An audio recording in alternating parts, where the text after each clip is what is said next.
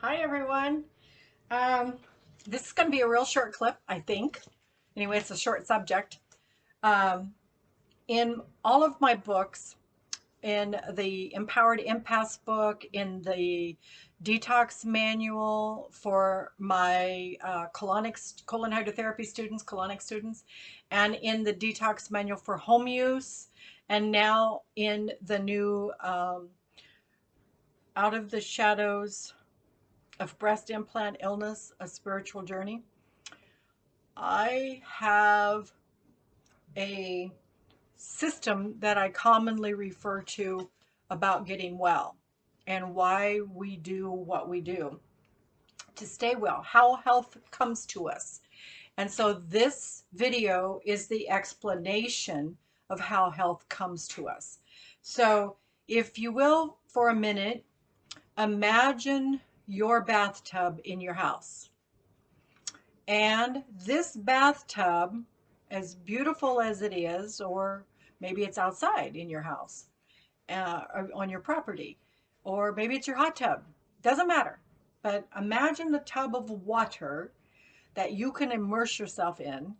And that's where I want you to go with this. Just close your eyes for a second and see a bathtub and see how peaceful and functioning and therapeutic, how much hygiene it brings you. Now, if you are an MTHFR defective gene person, or you have other defective genes, and we can get into the specifics of that if you let me know. But specific the MTHFR, it's a methylation gene. It's a detox gene. So if you don't detox well, then things back up in your system. Okay, so imagine that bathtub again, and water is pouring in it, but you have a plug in it that instead of a 2-inch drain pipe, it's only a 1/4-inch drain. So it takes longer to clean that tub out. And if you have more than one faucet that pours into it, it's going to fill up faster. Now, the faucets in this bathtub represent the toxins in our environment. Our glutens, our corn, grains, pesticides, fertilizers, disease, cancer, chemotherapy, dust, Lyme disease, breast implant illness, birth defects, Parkinson's, Alzheimer's. These are all faucets that pour something into your health. The whole tub is your health. The whole tub is your health. Okay? So all of these faucets are pouring into you. Your addictions, alcohol, drugs, workaholism, they're all pouring into you. All right? But if you are the MTHFR person, you have a very tiny drain, but yet you have all these things, avenues of toxicity, of poisoning pouring into you, into your health. They're all coming into your container. So if you don't find a way to detox, meaning empty the tub, clean the tub out, empty the tub, clean the tub out, empty the tub, clean the tub out, then you're going to fill up. And eventually, in our medical world, in Western medicine, we don't recognize that you have a problem until you reach a certain standard of toxicity, or your labs come back high. You have over toxic D levels, or your kidneys are underactive, or you have too many red blood cells, or too many white blood cells, or too much whatever, thyroid. Okay, so when we test you and it's over, then that means that what you poured into the bathtub is now running on the floor. In our Western medicine, we don't recognize physical symptoms as toxicity just pouring in. and managing you. Okay? So, on a daily basis, if you're exposed to fluoride in the water, but it can drain out, then our medical testing will not pick up fluoride in your system because it's draining out. It'll keep it at an active level. Now, let's say you have a 2-inch drain pipe narrowed down to a 1/4 inch drain pipe, and you drink city water that's unpurified, not reverse osmosis, a low acid content, possibly recycled from city water, then your fluoride levels are going to go up, and it's going to affect everything in your body, in your container, everything. So you're going to have to detox, detox, detox. Means clean your system out, clean that tub. You're always going to be cleaning the tub, always. That's going to be your life. So, number one, to eliminate toxicity, we abstain from repoisoning ourselves. Number two, we develop regular maintenance habits to detox, colonics, water fasting, juice fasting, avoiding the fluoride, and helping us to chelate out the neurotoxins. Okay, so there's ways of doing that. All right. And if you're an MTHFR person, I'm specifically speaking to you, then you're going to have to keep doing that. B12 hydroxy or methyl is not enough. It's not enough. It helps, but it's not enough. You've still got a clogged pipe going on. Okay? So, with that being said, if you add to that breast implant illness, which has, I think, over 40 some chemicals in it,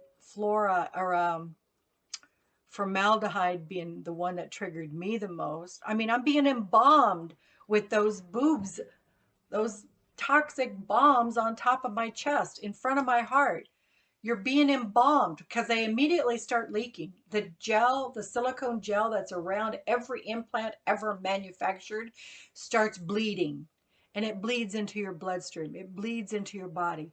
Look up the chemicals that's in those implants. Look them up individually. Find out for yourself. Do the research. These things have not been tested for long-term effects. Okay? And you're putting that in your body for long-term relationships with them. You're going to have a toxic relationship going on. They're filling up your bathtub.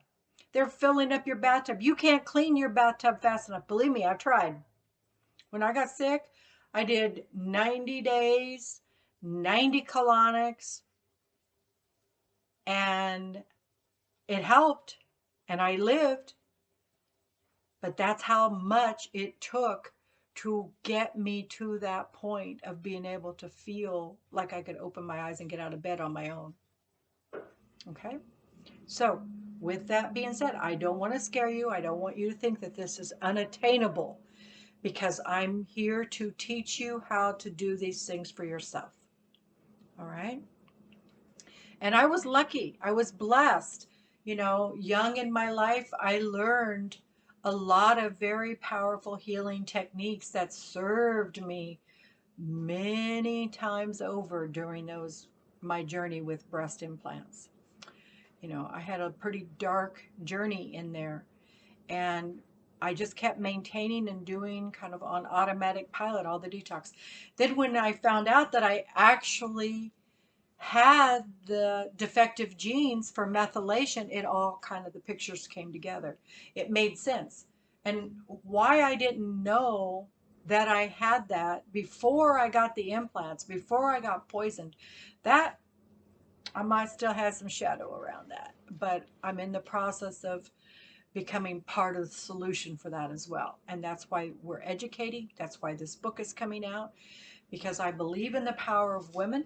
I believe that we will make the changes and let people know it's not okay to mutilate our bodies, to poison us, to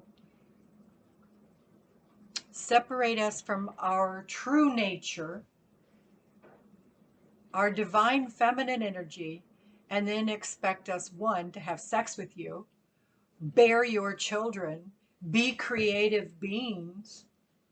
No, that's not good car maintenance. It's also not good feminine maintenance. Okay?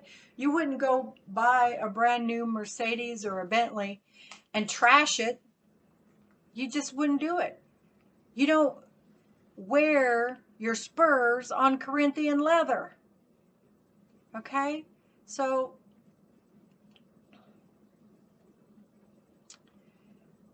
there's some stuff there that needs to be examined and contemplated. Now, I'm not here to shove it down your throat. I'm not here to tell you how to clean your bathtub, although I have a lot of suggestions because that's been my specialty for 40 years. And I'm not here to judge you because you have your own path, just like I did. So what I ask, though, is that you don't throw stones at mine, because I absolutely know that there are women and men who need to hear these words. Now, if it doesn't work for you, what I have to say doesn't resonate, you don't think it's pertinent to you, shut the video off. Go eat some, I don't know, white bread. I don't know. But I'm not your girl. So back to theory of bathtub is your health. How many faucets do you have pouring into your container, your body, that are polluting you? Do you have fragrance? Do you have chemicals that you clean with? Are you exposed to Lyme? Are you exposed to the breast implants, obviously? How about IUDs? How about perfumes? How about formaldehyde from outside sources, new homes, new furniture, things you bring in? Most people react to that.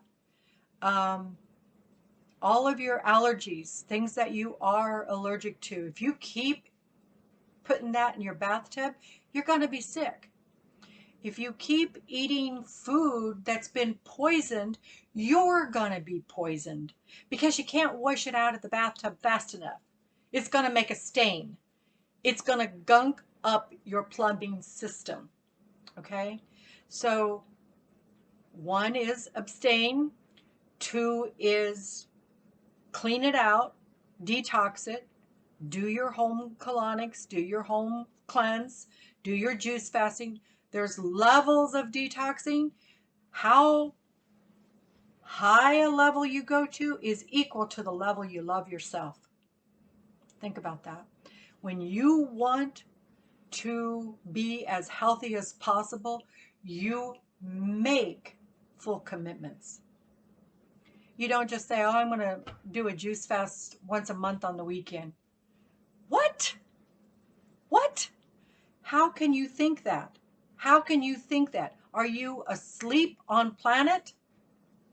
So, if you call yourself a light worker, somebody who's, spreading love and light and kindness and healing on the planet, and yet you're walking around with toxicity in your bathtub, in your body, and you physically inserted them into your body, let me tell you, I call that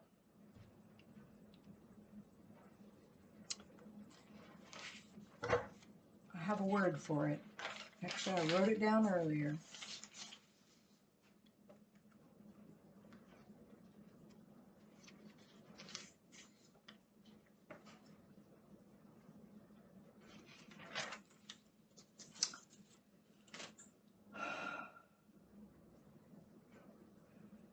You're not helping anybody with your lies. You're not helping anybody. You're spreading mistruth. You're making more shadow.